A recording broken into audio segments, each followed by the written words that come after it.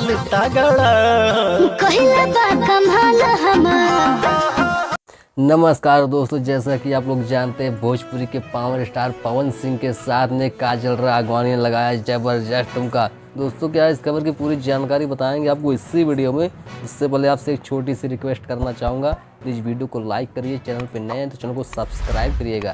चलिए दोस्तों बिना समय लेते हुए आज की इस वीडियो को स्टार्ट करते हैं। जैसा कि दोस्तों आप जानते हैं पवन सिंह एंड काजल राघवानी की जोड़ी एक बार भोजपुरी इंडस्ट्री को दोस्तों हिला के रख दी। दोस्तों आपकी जानकारी के लिए बता देना चाहता हूं, पवन सिंह का दोस्तों एक फिल्म आने वाला है जिसमें उन्होंने इनवाइट किया है काजल राघवानी। टीजर आप लोग के सामने बहुत जल्द दोस्तों आने वाला है। आप लोग जानते हैं खेसारी लाल का एक टीजर दोस्तों आया था, उससे भी ढांसू टीजर। ये जोड़ी है, इस जोड़ी को आप सभी ने ही बनाया है।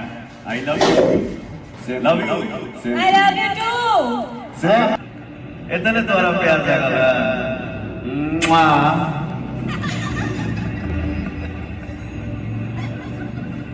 तो कोराही को तो नहीं मन से प्यार करी।